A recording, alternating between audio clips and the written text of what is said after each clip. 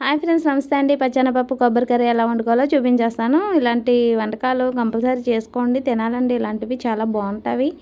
అసలు అది తింటే మనం వదిలిపెట్టమండి, అంత బాగుంటుంది. ముందుగా పచ్చెనపప్పు నైట్ నానబెట్టేసుకోండి. బాగా వాష్ చేసుకుని ఇలాగా ఒక లోకి తీసేసుకుని సరిపడగా వాటర్ వేసుకుని మనం ఉడకపెట్టేసుకోవాలండి. ముందుగా మెత్తగా ఉడకపెట్టుకోవాలి. విజులు గట్ట ఏం అవసరం లేదు. ఇంకా కొబ్బరిని కూడా ఇలా కోరేసుకోవాలండి. కొబ్బరి కూర ఉంటుంది కదా, కూరంతో కోరేసుకోండి. చాలా అంటే చాలా సింపుల్ అండి. పెద్దగా ఏం కష్టపడక్కర్లేదు. కొంచెం నీళ్ళు పోసుకొని మనం పొయ్యి మీద పెట్టేసుకుని ముందర హైగా పెట్టేసుకున్న తర్వాత సిమ్లో పెట్టుకుని కుక్ చేసుకోండి. అది మధ్య మధ్యలో మీకు చూపిస్తూ ఉంటాను ఎలా కుక్ కావాలి అని చెప్పేసి.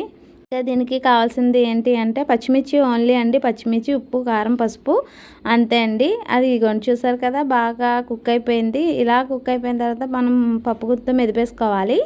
పచ్చగా మెదిపేసుకుని కొంచెం అందులో పచ్చిమిర్చి తీసుకోవాలండి. పచ్చిమిర్చి చూసారుగా నేను ఎలా అయితే ముక్కలుగా చేస్తున్నానో అలాగా ముక్కలుగా చేసేసుకొని వేసేసుకోండి. ఉల్లిపాయ కూడా అవసరం లేదండి. ఒక్కొక్కసారి మనం చూసారా, కార్తీక మాసంలో వెల్లుల్లి తిన్న వాళ్ళకి ఇలాంటి కర్రీలు చాలా బెస్ట్గా ఉంటాయండి.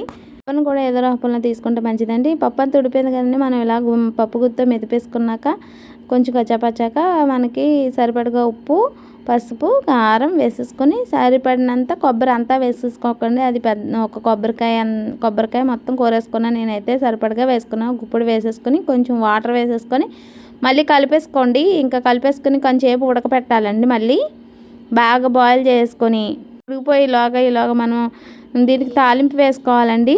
అందుకని కరివేపాకు, వెల్లుల్లిపాయి, జీలకర్ర, ఆవాలు, ఇంకా ఎండుమిర్చి తీసుకొని సరిపోతుందండి. ముందుగా బాండి పెట్టేసుకొని ఒక స్పూన్ ఆయిల్, ఒక స్పూన్ నెయ్యి వేసుకోండి. నేను చెప్పాను కదండి, పప్పులోను కొంచెం నెయ్యి, కొంచెం ఆయిల్ వేసుకుని తాలింపు వేసుకుని చూడండి నేను చెప్పింది ఎంత బాగుంటుందో.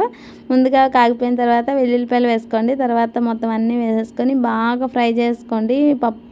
ఎందుకంటే అది కొంచెం బాగా దోరగా వేగిపోయిన తర్వాత మన పప్పు ఆల్రెడీ ఉడుకుతుంది కదండి, దాన్ని తీసుకొచ్చి ఇందులో వేసేసుకోవడం అండి. చాలా చాలా అంటే చాలా టేస్టీగా ఉంటుందండి. వేసేసుకుని ఒకసారి మొత్తం కలిపి పెట్టేసుకోండి. కొంచెం ఒక 2 సెకండ్స్, ఒక 2 మినిట్స్ దాకా ఈ పప్పుని మళ్ళీ పోపులో ఉడకనివ్వండి.